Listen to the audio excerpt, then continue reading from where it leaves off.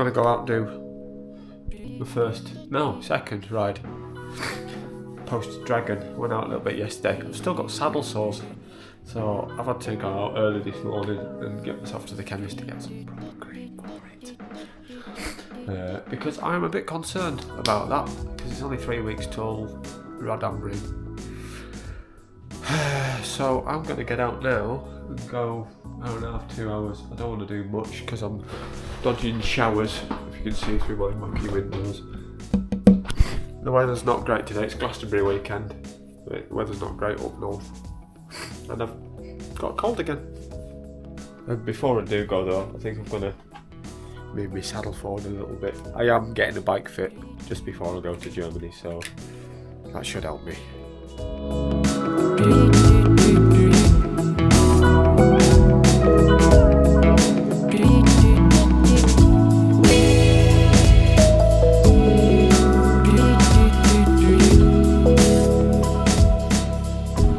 So my plan for the next couple of weeks, pre-Nürburgring, I should say, it's pretty simple really. I just want to get out and do a little bit today, have a relatively restful week, and then on the weekend have a long ride.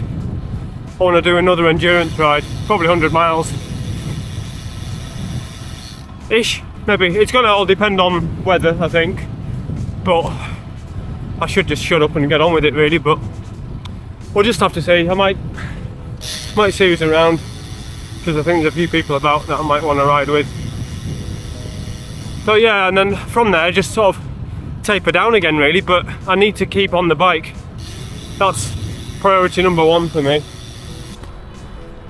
Obviously the dragon ride itself, you know, it's a long old day, nearly 200 miles, 12 hours, and you get reminded of the fact that endurance hiking is difficult. It's not easy, especially at the pace we were going on that. We were shifting along for a lot of it. I know I got slow at the end, but I could have probably done that slightly better. I also have some good news, more good news, because there's going to be a bit of that coming soon. The film I'm making about the Fred Whitten is just about done.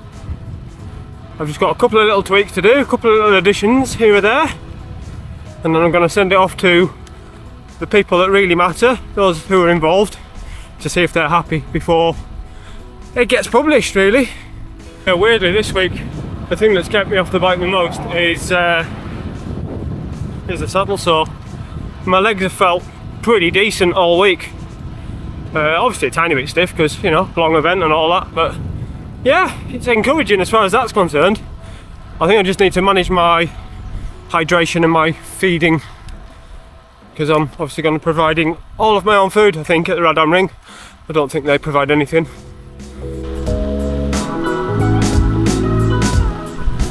It would be nice if it stops raining one of these days. Have we ever had such a wet start to a summer? It's just, yeah, it's mental.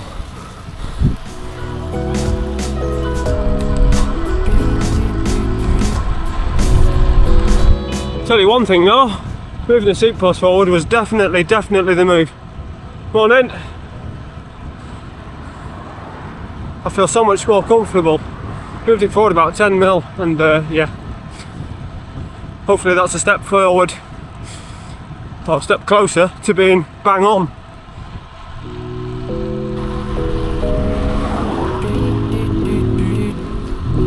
Perfect. Actually feeling really good. That's 99 minutes at 224 normalised watts, which is 3 watts, just over 3 watts per kilo. Average heart rate's 135 on that. I'm definitely feeling alright. There's no huge adverse effects of last weekend, which is good. So yeah, I'm going to go in, get myself sorted. Hopefully I'll see you in a minute, which will be tomorrow for me. On the Fred YouTube, and sometimes I just don't feel like recording, and today's been one of those. I've been working on the laptop at home, finishing the film. Well, say that, I've got tweaks to do. Then procrastinated for a while. And I've just gone out and smashed an hour. So the camera didn't record at all. Yeah, I've just done a 30k ride, 500 metres. At 250 watts, so I'm trying. Yeah, I've still got a few aches and pains over there. Saddle sores are getting better, but yeah, so I'm not overly fussed about that. The bike feels, I've still got my Dragon Ride sticker on. Whoops. Yeah, a few little aches and pains, but everything's sort of dissipating now. I was supposed to be out an hour ago. I don't care though, because history has been made today. Cav, congratulations. I know you're not watching this, but you know, I've witnessed history today. It's been absolutely amazing. There was no way I was leaving the house before, when Cav was still pedalling before that amazing sprint to become the most successful Tour de France rider there's ever been. So a huge congrats to him. So I'm going out for a little spin. Good to see the guys at Cap'n today. Kendal Tri Club are going to the triathlon. So having a little ride out to see them. Gonna hang around for a bit and then ride home. But what a day. What a day. What a week it's been for cycling this week. With Biniam Girmay being the first black African person to win the stage of the Tour de France, inspiring hopefully millions of cyclists around the world. And then that from Cav today, just amazing. But just to bring it back down to normality, it's about 14 degrees, windy, cloudy, roads are wet, and it's July. What the hell's going on?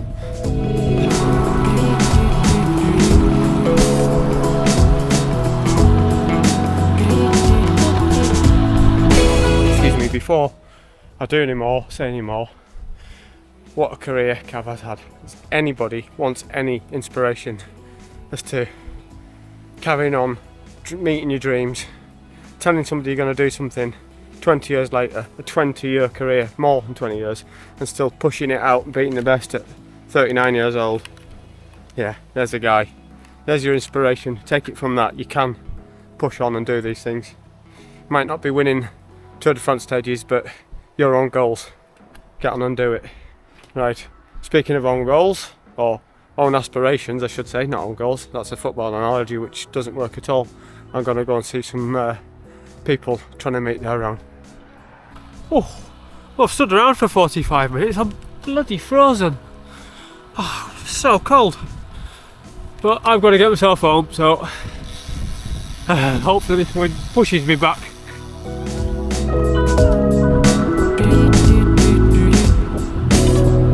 So welcome back to the mess that is my cycling journey at the moment. It's Friday afternoon, no idea what I'm planning this weekend. I know I've said in the video already that I want to do a long one tomorrow, but I've got a tweak on my knee. I'm just feeling everything out as I go at the moment. I'm winging it. I'm definitely winging it. And I've got a cold again. But for now I'm just going to pop out, a couple of hours, see how I feel. And yeah, go from there. This video has been, I know, all over the place, I'm sorry. I hope you like this jersey, by the way. You can see of it. Small racing, which is quite ironic considering A, I've never raced, and B, I'm a distinctly average rider. But this is, yeah, remember this, because there's something I'm going to bring up in the next video, I think. Which is very exciting. I tell you, there's one thing I'm glad for at the moment, and that's all the data that I'm using. It dispels the self-doubt I've got in my head. So I'm just climbing up this hill, feeling good. But obviously I'm blowing a bit because I'm putting effort in.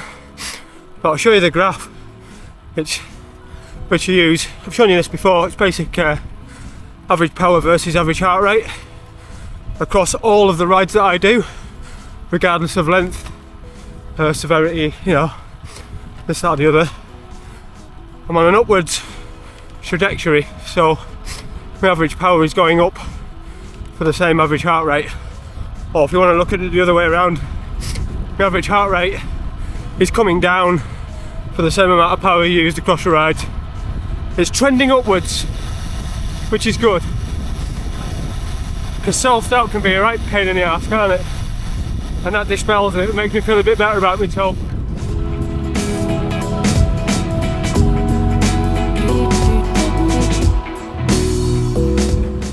So, as we leave Cumbria into Lancashire, again, as I do frequently, I think that's the first time I've got to Kirkby Lonsdale at over 30 kilometres an hour average on my normal route in. If not, I'll say here, but yeah, just feeling magic for the first hour of every ride at the moment. So that's definitely something to build on. But there's always a tailwind, which means this bit now is going to be brutal. Flat open, headwindy.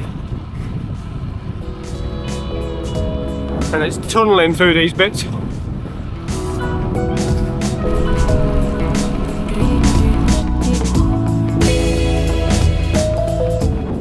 Here's that damn headwind.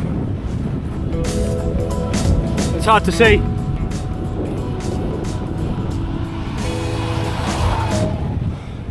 Oh.